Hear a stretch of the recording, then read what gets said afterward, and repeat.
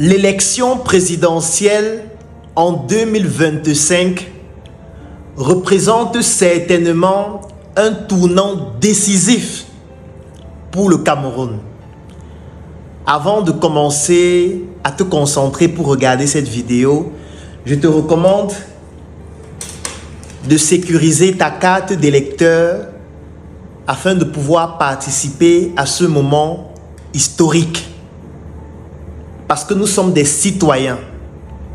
Un citoyen, ce sont ses droits et ce sont ses devoirs. Et l'un des devoirs d'un citoyen, c'est le vote.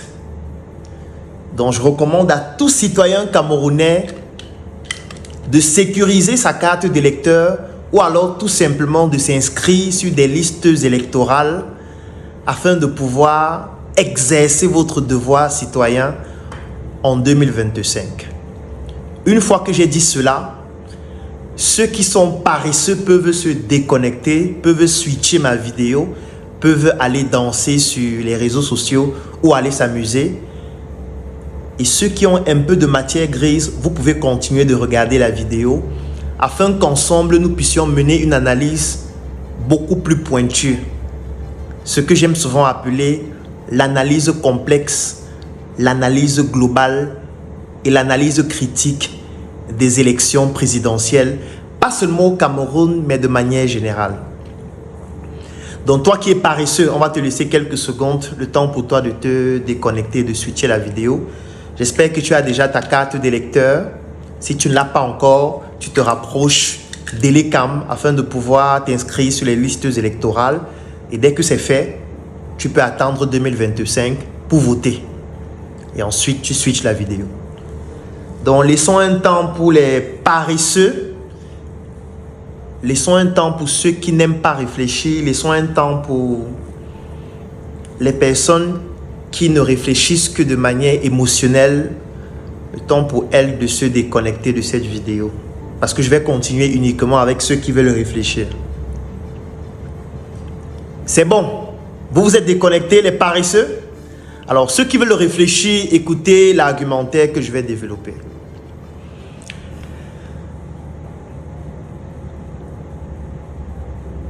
Gérer un pays, c'est quelque chose d'extrêmement complexe. J'ai dit complexe, pas difficile. Parce qu'en réalité, n'importe qui peut gérer un pays. Du moment où il comprend exactement où il va, du moment où il a une bonne vision, du moment où il est bien entouré, il peut gérer un pays. Qu'importe son âge, du moment où il respecte les conditions pour devenir président, n'importe qui pourrait le faire. Pas besoin de faire de grandes études, non. Pas besoin d'être super intelligent, non. Si vous avez une bonne vision, vous êtes téméraire, vous êtes courageux, vous êtes bien entouré, vous pouvez gérer n'importe quel pays. Une fois que j'ai dit ça, il faut comprendre que la gestion d'un pays est extrêmement complexe, surtout un pays comme le Cameroun qui regorge beaucoup d'intellectuels. Et quand je parle d'intellectuels, ce sont des intellectuels dans plusieurs domaines d'activité. Nous avons des intellectuels purement académiques, nous avons des intellectuels dans le domaine culturel, nous avons des intellectuels dans le domaine social, dans le domaine anthropologique, nous avons des intellectuels de la rue, c'est-à-dire des personnes qui se sont forgées dans la rue de par leur expérience, leur témérité pour devenir ce qu'elles sont aujourd'hui. Donc nous avons plusieurs catégories d'intellectuels et pouvoir donc utiliser toute cette force que nous avons pour permettre au Cameroun d'être révolutionné, c'est une tâche qui est complexe. Moi, je le dis toujours, si vous êtes à la tête d'une société et vous n'avez pas entre vos mains tous les leviers pour pouvoir la diriger, en réalité, ce n'est pas vous qui dirigez. Je vais prendre un exemple avec tous les parents qui regardent cette vidéo. Vous êtes un père de famille, vous êtes une mère, une maman.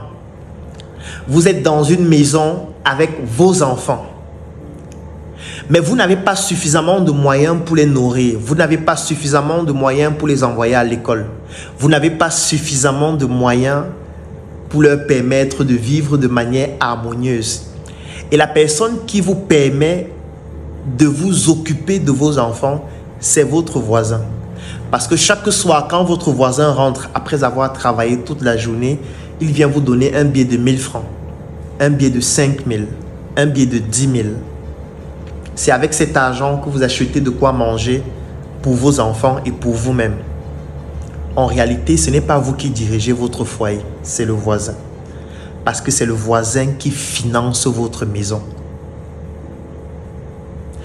On va dire non, vraiment, tu dois prendre des décisions. Parfois, vos enfants vont vous dire, mais papa, tu n'es pas assez charismatique, tu ne prends pas les décisions qu'il faut pour que la maison puisse changer. Pourquoi on ne change pas la peinture? Pourquoi on ne refait pas le sol? Pourquoi on ne change pas la télévision? Pourquoi on est toujours dans une maison qui est vieille? Et quand votre papa vous écoute, lui crier dessus comme ça chaque jour, parce qu'il est votre père et parce qu'il vous respecte, et parce qu'il se sent humilié du fait de ne pas pouvoir assumer ses responsabilités, qu'il voudrait bien sûr assumer, mais dont il ne dispose pas de tous les leviers parce que n'ayant pas d'argent, il est obligé de prendre des décisions qui sont fonction du voisin qui lui donne de l'argent. Parce qu'il ne peut pas décider de se rebeller facilement contre le voisin, sinon le voisin coupe toutes les ressources. Les décisions qu'il prend doivent être motivées par son levier financier qui découle du voisin. S'il veut prendre une décision importante dans sa maison, il doit demander l'avis du voisin. Parce que s'il ne demande pas l'avis du voisin, le voisin est un porteur capricieux qui peut à tout moment dire, comme tu décides de faire les choses sans demander mon avis, je ne finance plus, je ne paye plus. Je vais même être plus cynique, le voisin peut commencer à coucher avec sa femme. Le voisin peut commencer à coucher avec ses enfants. Le voisin peut commencer à dire, ta fille, c'est dès qu'elle aura 16 ans, je vais la prendre en mariage. Puisque de toutes les manières, c'est moi qui vous permets de vivre. Là, nous sommes sur le plan micro-individuel dans une entreprise qui est familiale. Je vais aller à un niveau un peu plus élevé. Vous êtes à la tête d'une entreprise qui fabrique des produits Njoka, qui fabrique des articles SM. À la tête de cette entreprise, vous avez 500 collaborateurs qui travaillent avec vous. Vous avez des maîtres boutiers.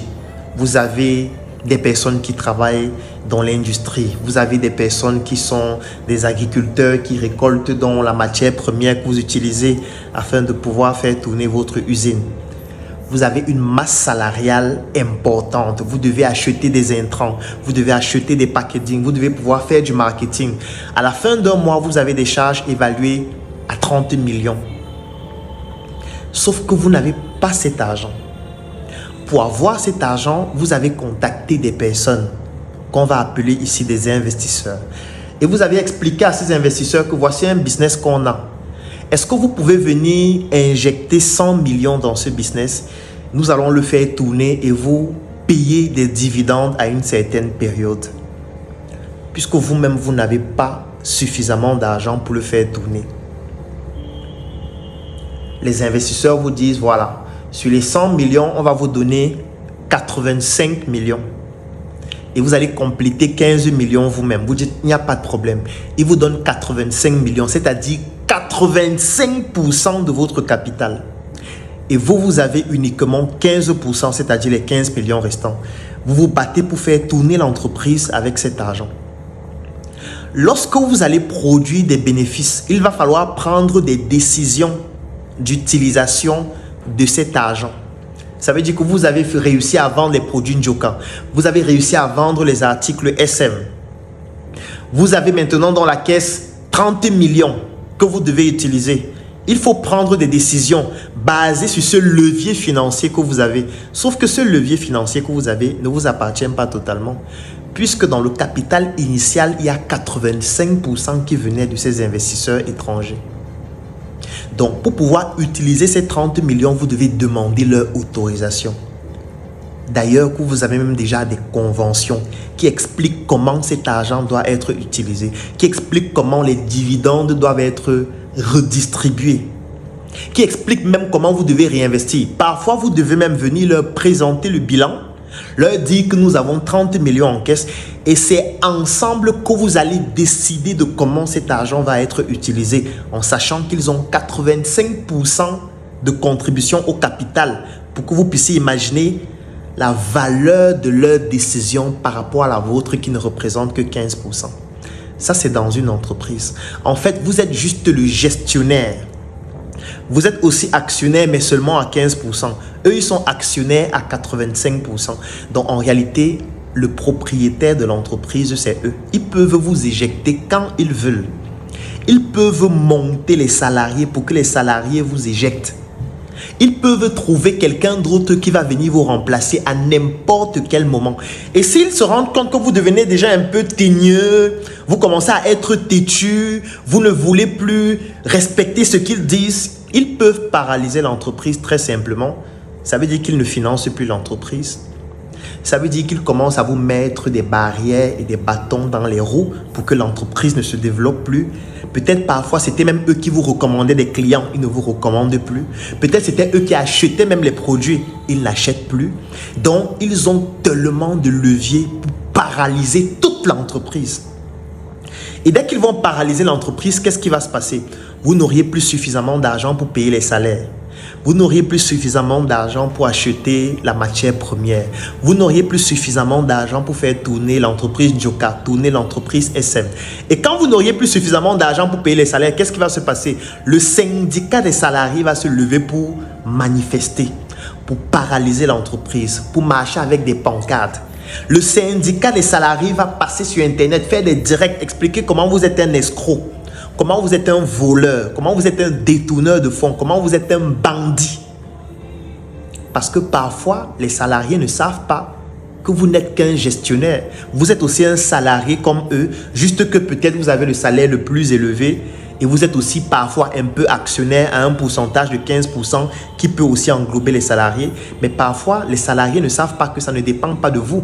Ce sont les actionnaires qui représentent 85% qui sont en train de paralyser l'entreprise parce qu'ils veulent vous pousser à plier. Là, nous sommes dans le cadre d'une entreprise. Tous ceux qui sont entrepreneurs comprennent ce que je dis. Tous ceux qui ont déjà géré même une épicerie, tous ceux qui ont même déjà vendu les tomates au marché comprennent ce que je dis. Même les bayam salam comprennent ce que je dis. Parce que parfois, pour se lever à 4 heures, aller acheter la tomate pour vendre, c'est parfois son mari qui lui a donné l'argent pour aller acheter cela. C'est parfois quelqu'un qui a financé. C'est parfois l'argent qu'elle a eu à prendre à la tontine, qu'elle utilise pour aller acheter l'oignon pour vendre. Ça veut dire que si son mari dit « je ne donne plus l'argent », son activité même de bayam salam s'arrête. Ça veut dire que si à la tontine, elle a des problèmes avec la présidente ou alors avec les membres de la tontine, on ne lui donne plus ou on ne lui fait plus de crédit. Ça veut dire que si elle a des difficultés avec la personne qui finance son activité, ça ne peut plus fonctionner. Ça veut dire que même si c'est son propre argent et qu'elle rencontre des problèmes avec les clients qui achetaient, elle ne pourra plus développer son activité. Et l'activité est paralysée. Vous voyez que les décisions qu'elle va prendre sont fonction de sa source de revenus d'argent. Parce que parfois on dit non, les politiciens doivent prendre des décisions pour améliorer le paysage politique, pour améliorer l'environnement des affaires, permettre à tout le monde d'avoir une certaine équité de se développer. Ces décisions-là sont basées sur l'argent. Pour être plus simple. Parce que c'est l'argent que tu as en caisse et à qui appartient cet argent qui te permet de prendre un certain type de décision. Je prends un autre exemple. Si tu as 50 000 francs dans ta poche, tu peux t'asseoir, tu croises les pieds et tu te dis, bon, qu'est-ce que je peux manger aujourd'hui? Je vais manger du poulet, je vais aller dans tel restaurant, je vais aller à la boutique SM, appeler Swada Yaoundé, m'acheter une très belle paire de chaussures, ou alors je vais m'acheter un t-shirt SM comme celui-ci, magnifique, ou alors je peux m'acheter un sac SM comme celui-ci, très beau, parce que voilà, je suis quelqu'un, voilà, j'ai de l'argent, je peux me permettre un certain nombre de choses. Vous voyez que vos décisions sont motivées par rapport à la somme d'argent dont vous disposez. Maintenant, si vous avez ces 50 000 et dans les 50 000 francs, il n'y a que 5 000 francs qui vous appartiennent parce que 45 000 appartient à quelqu'un d'autre. Là, vos décisions commencent à être influencées. Vous vous dites, si j'achète le sac et je le porte, celui à qui je dois de l'argent, là, il va dire quoi? Peut-être il va dire que j'ai l'argent, mais je ne veux pas lui rembourser. Comment est-ce que je fais pour gérer mon enfant qui est à la maison alors que je n'ai que 5 000 francs? C'est vrai que j'ai 50 000, mais dans les 50 000, je n'ai que 5 000 francs. Si je ne me comporte pas bien, celui qui m'a donné 45 000 là, il peut dire qu'il ne me donne plus rien. Il me donne maintenant 10 000 ou 15 000. Donc les décisions sont fonction de la somme d'argent dont vous disposez qui vous appartient. Parce que si vous avez de l'argent et ça ne vous appartient pas totalement, vos décisions doivent prendre en compte toutes les autres parties prenantes. Maintenant, venons sur le plan macroéconomique. Prenons un État comme celui du Cameroun. On peut déjà dire tout ce que vous connaissez déjà, que je ne vais pas m'étendre dessus davantage. Les détournements de fonds, c'est un fait. La preuve, il y a eu une opération qui s'appelle l'opération Épervier, avec beaucoup de personnes qu'on a emprisonnées parce que ces personnes étaient accusées d'avoir détourné des fonds. C'est vrai qu'il y a certaines personnes qui ne sont pas encore jugées, il y a certaines personnes qui sont encore en prison et dont le verdict final n'a pas encore été donné de manière définitive par les tribunaux compétents. C'est vrai qu'il y a beaucoup de personnes qui ont parlé d'implications politiques, du fait que certaines personnes voulaient devenir président de la République, raison pour laquelle le rouleau compresseur a eu à les entraîner. Ça, c'est un autre débat qu'on peut faire. Mais est-ce qu'il y a des détournements dans notre pays? La réponse, c'est oui. Est-ce que le pays, dans certains aspects, n'est pas géré de manière optimale? La réponse, c'est oui. Il n'y a pas de débat dessus. Est-ce qu'on peut mieux gérer notre pays pour avoir de meilleures performances? Même le président de la République l'a déjà dit plusieurs fois, dans ses propres discours. Donc, si le président lui-même le dit, lui qui a autant d'informations, moi je vais juste valider ce qu'il dit. Le président lui-même l'a déjà dit dans certains discours, qu'il y a des pays proches des nôtres, ou alors proches du nôtre, qui ont parfois moins d'atouts que nous, qui réussissent à faire des choses plus impressionnantes que nous. Et que nous devons pouvoir nous améliorer, nous devons pouvoir être plus performants, nous devons lutter contre la corruption. La preuve, il y a combien d'organismes qui luttent contre la corruption au Cameroun? C'est la preuve que c'est un fait établi. Ce n'est plus un débat. Est-ce que le système sanitaire du Cameroun est le plus performant d'Afrique, de telle sorte qu'on n'a plus rien à améliorer? Non, il y a beaucoup de choses à améliorer. Est-ce que sur le plan du système éducatif, il n'y a pas de choses à améliorer? Il y a des choses à améliorer dans tous les secteurs d'activité. Donc, c'est un fait. Je ne vais pas revenir dessus. C'est dans la démonstration qu'on peut améliorer les choses, qu'il y a des choses à améliorer.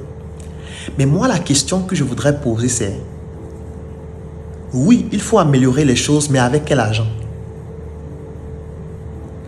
Est-ce que vous savez que 85% des recettes fiscales du Cameroun proviennent des multinationales? Parce qu'un État comme le Cameroun prend l'argent où? Le Cameroun va prendre l'argent des impôts. Les impôts sont payés par les entreprises. Les entreprises qui payent les impôts là, si les entreprises du Cameroun payent 100 000 francs d'impôts, 85 000 est payé par les multinationales étrangères. C'est-à-dire par les étrangers. Un peu comme l'exemple que j'ai pris avec le père de famille qui a 100 000 francs, mais 85 000, c'est le voisin qui lui a donné. C'est ce que ça signifie. Ça veut dire que 85% de nos recettes fiscales proviennent des multinationales. Si on prend les recettes douanières, ça provient de qui? Ça provient toujours des étrangers. Parce qu'on importe de la marchandise qui vient de chez eux. On importe leurs produits. C'est toujours eux qu'on est en train d'enrichir d'une manière ou d'une autre. Si on regarde les collectivités territoriales décentralisées, si on regarde la manière dont l'État est financé, si on regarde le pétrole, si on regarde tout ce qui permet à l'État d'avoir de l'argent, on se rend compte de manière très évidente que les étrangers contribuent de manière un peu trop importante à notre économie. Regardez les plus grandes entreprises du Cameroun. Regardez les entreprises qui contribuent le plus aux recettes fiscales. Regardez les entreprises qui ont la plus grande influence dans notre pays. Ce sont les entreprises de quel pays? Ce sont les entreprises étrangères pour la plupart. Ça veut dire que les décisions politiques sont fonction des étrangers aussi. Ce n'est pas seulement en fonction de nous qui avons nos cartes d'électeurs et qui partons voter. Non. Les décisions sont en fonction de ceux qui financent aussi notre économie à 85%. Vous pensez qu'on peut facilement prendre une décision sans demander leur avis? Ce n'est pas possible. Moi, je ne suis pas dans le fake, je ne suis pas dans l'émotionnel. Non, il faut changer ceci, changer cela. Je prends un exemple de décision qu'un dirigeant politique peut prendre. Supposons que quelqu'un est président de la République du Cameroun et il décide de dire « J'interdis l'importation du blé au Cameroun. Désormais, on n'importe plus le blé au Cameroun parce qu'il faut faire la promotion de la production locale. Il faut utiliser le manioc local. Il faut utiliser le riz produit localement. Il faut utiliser toutes les tubercules qu'on a localement, produire notre propre farine pour faire tourner notre économie. » C'est ce que le peuple attend. Le peuple qui va aller aux urnes. Le peuple attend que le dirigeant prenne une décision pareille. Parce que là, ça va permettre de booster l'économie, comme j'entends souvent dans les débats. Mais la question que j'ai envie de poser est la suivante. Si le dirigeant politique décide d'empêcher au blé d'entrer au Cameroun dès la semaine prochaine, la première chose qui se passe, c'est que il décide donc volontairement d'amputer une grosse partie de son budget. Oui, parce que le blé qui entre au Cameroun fait tourner toute une industrie, pour ne pas dire toute une chaîne de valeur. Parce que quand le blé entre au Cameroun, c'est ça qu'on va utiliser pour faire le pain dans les boulangeries. C'est ça qu'on va utiliser pour faire les crêpes. C'est ça qu'on va utiliser pour faire les beignets. C'est ça qu'on va utiliser pour faire tellement d'autres produits. Partant de la mamie Makalaki dans ton quartier jusqu'à la grande boulangerie qui fait des gâteaux et tout ce que tu peux imaginer. Donc si on décide qu'on ferme le blé, qu'on n'importe plus le blé, ce qui va se passer, c'est que ça va paralyser toute cette économie-là. Ça veut dire qu'on aura les entreprises qui utilisaient le blé pour pouvoir fonctionner, qui ne pourront plus payer les impôts parce qu'ils vont vous dire notre principale matière première, on n'arrive plus à l'avoir, donc on n'arrive plus à fabriquer nos produits, donc on ne peut plus payer les impôts. Il y a beaucoup d'entreprises qui vont déposer le bilan. Ça veut dire que l'argent que l'État se faisait grâce au blé va diminuer drastiquement, alors que même l'argent qu'on avait déjà, 85% provenait déjà des étrangers. Donc le peu d'argent qu'on a, qui ne permet même pas de construire les routes, je suis d'accord qu'il y a beaucoup qui détournent, et je ne sais même pas pourquoi ils sont en prison, parce qu'en prison, ils consomment encore le budget, parce que pour faire fonctionner les prisons, il faut encore de l'argent, puisqu'en prison, il y a la lumière, en prison, on mange, en prison, il y a le personnel pour garder les prisonniers, en prison, il y a la télé, en prison, il y a les médecins. Donc ça veut dire qu'il y a encore un budget pour la prison, pour garder ceux qui ont volé l'argent qui devait permettre de construire les routes. Donc moi je trouve même que la prison, c'est quelque chose qui ne doit même pas exister. Ça veut dire soit on vous exécute définitivement, soit vous allez faire des travaux forcés à la hauteur de ce que vous avez causé comme dommage. Si tant est que la justice a établi votre responsabilité de manière définitive, sans plus aucun recours possible, ou alors vous devez rembourser, ou on doit saisir tous vos biens. De toutes les manières, il y a tellement d'autres astuces en dehors de la prison. La prison, c'est occidental. Dans notre culture traditionnelle, dans notre culture africaine, dans notre spiritualité africaine, la prison n'existait pas. Puisque la prison ne fait pas partie de notre mode de pensée, de notre anthropologie. Pour ceux qui connaissent un peu l'histoire africaine, en Afrique, il n'y a pas la prison. Il y a d'autres moyens de faire en sorte que quelqu'un qui a eu à commettre un impair puisse corriger et réparer cet impair sans avoir encore besoin de dépenser encore de l'argent. Si on regarde seulement le budget des prisons du Cameroun, ces budgets-là peuvent permettre de construire des écoles, de construire des hôpitaux, de construire les routes. Sauf qu'on est en train de mettre ces budgets pour permettre à des gens qui auraient volé ou parfois qui ont réellement volé, de parfois même nous naguer et boire du champagne, vivre de manière décente, même en prison. Donc là n'est pas le débat. Mais je suis en train de dire que le peu d'argent là, dont une grande partie est volée, dont sur cet argent, plus de 85% est donné par les multinationales étrangères.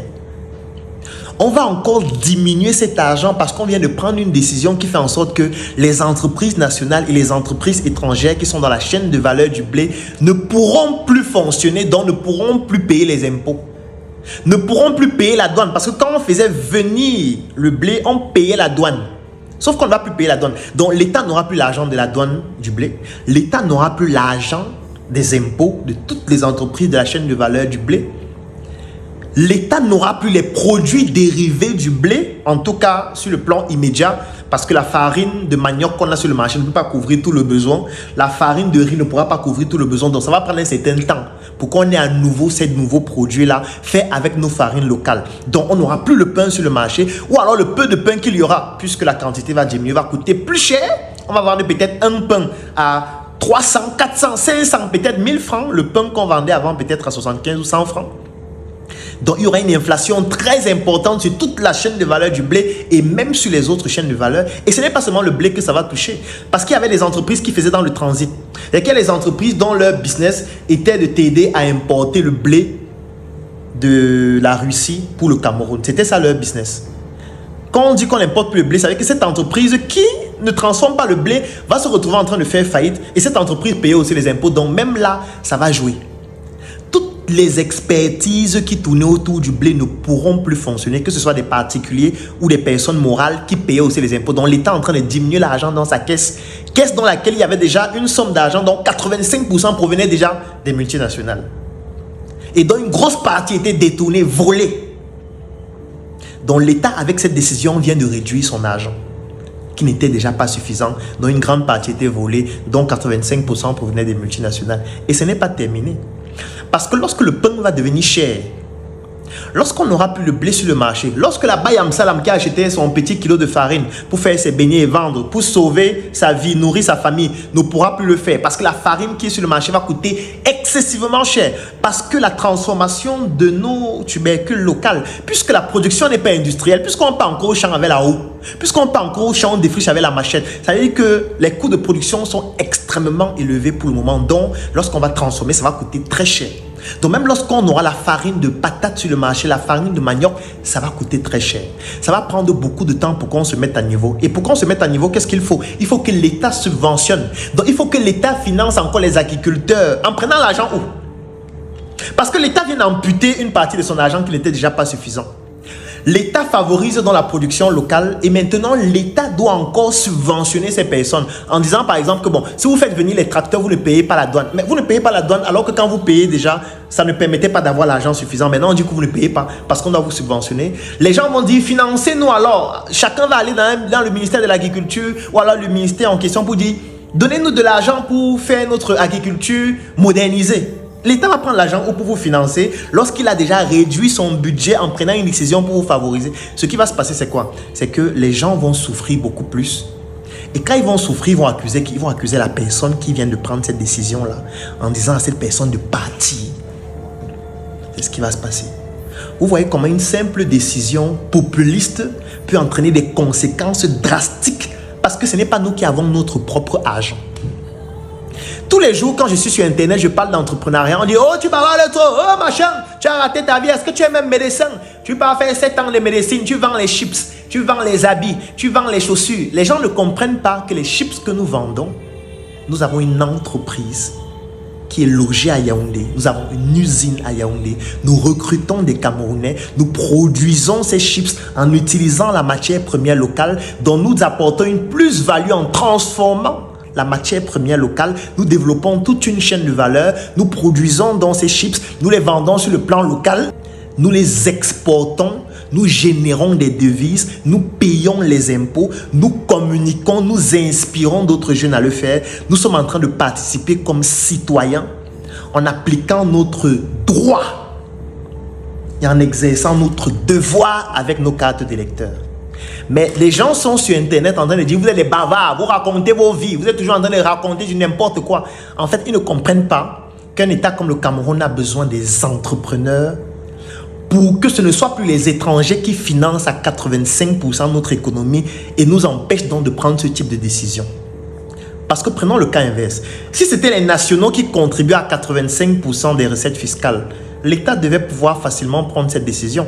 Parce que lorsque le chef d'État devait dire je suspends cela, il devait avoir un background derrière très puissant, d'industriels camerounais puissants qui détiennent l'économie à 85% et qui peuvent dire moi je prends le secteur du manioc, on va investir 200 milliards dans le manioc. D'autres entrepreneurs ou industriels disent moi je vais investir dans la patate, moi je vais investir dans tel. Parce que étant donné que c'est nous qui contrôlons notre économie, on devait pouvoir soutenir la décision du chef de l'État parce qu'on a les moyens de le faire. Aujourd'hui, qu'est-ce qu'on a? Si on prend certaines décisions, ils peuvent décider de nous couper Internet. On a coupé Internet dernièrement, non? On a fait quoi? Puisqu'on n'a pas de backup, on n'a rien d'autre à proposer. On va aller plonger dans la mer pour souder les câbles. S'il prend une autre décision dans un autre domaine du système éducatif et il nous paralyse, qu'est-ce qu'on fait quoi? Même nos livres sont importés. Les livres que nos enfants étudient à l'école, c'est importé. Vous voyez comment ça réduit la marge de manœuvre de nos décisions, sans compter le fait que notre pays vit de l'aide. L'aide de la Chine, l'aide du Japon, l'aide de la France, l'aide des États-Unis. On vit de l'aide. Au point où dans notre budget, il y a les rubriques aide. Ça veut dire que même pour faire fonctionner notre État, il y a des rubriques aide. Et qui dit aide dit que tu dois pouvoir conforter aussi la personne qui t'aide. Parce que tu es un mendiant. Parce que c'est ce que ça veut dire. Quand on t'aide tout le temps, ça veut dire que tu es un mendiant. Un mendiant ne peut pas prendre du zèle et commencer à dire à ceux qui l'aident que dis donc, fichez le camp, je vais faire comme je veux. Tu vas faire comme tu veux. Alors que tu es un mendiant. Non, tu ne peux pas faire comme tu veux. Tu vas faire comme nous on a dit. Donc, ça ampute ta capacité à prendre un certain type de décision. Il faut faire très attention à certains politiciens qui ne comprennent pas cette complexité de la gestion et qui viennent juste dire, on va changer ça, on va faire ceci, quand on va prendre le pouvoir, on va faire cela. Je ne suis pas en train de conforter ceux qui sont là. Je suis en train de dire que la gestion prend en compte l'aspect critique, l'aspect complexe et l'aspect global. Quand la guerre se déroule en Ukraine, là-bas, les prix augmentent ici au Cameroun. Ça, c'est l'aspect global. On ne contrôle pas ça. Quand je parle de l'aspect complexe, c'est pour vous montrer à quel point une décision a une implication dans plusieurs autres secteurs d'activité. C'est complexe et il faut des expertises pour analyser cela. Quand je parle de l'aspect critique, c'est de dire, vous devez avoir votre carte d'électeur, vous devez choisir, oui. Mais est-ce que ça suffit? Lorsqu'on n'a pas d'argent et lorsque nous sommes des mendiants. Le jour où nous allons arrêter d'être des mendiants, le jour où nous allons travailler beaucoup plus, moins danser sur Internet, moins faire de la comédie, le jour où nous allons nous concentrer sur la production de la valeur ajoutée, sur plusieurs secteurs d'activité, nous allons avoir nos propres réseaux sociaux, nous allons avoir notre propre système éducatif, nous allons utiliser notre culture pour nous développer, nous allons avoir les moyens de financer nos politiques. Ce jour-là, le vote va devenir très important parce que c'est nous qui finançons l'économie, c'est nous qui avons le backup, donc c'est nous réellement qui décidons. Pour le moment, ce sont les étrangers qui décident, mais de toutes les manières, que chacun ait sa carte d'électeur, parce que qui sait, un jour ça changera. C'est la raison pour laquelle on se bat tous les jours sur Internet pour commencer par cette révolution des mentalités qui progressivement va permettre de développer une masse critique de peuples qui comprennent qu'on doit se battre pour s'en sortir et qu'il est interdit de pleurer. À ce qu'il paraît, tu es une légende. À ce qu'il paraît, tu diriges le plus grand cartel de tous les temps. Mais te voilà. Tu t'es fait arrêter par des gamins. Et juste pour ta renommée, je vais te laisser une dernière chance. Ting ting ou la mort. Ching ching. Miranda,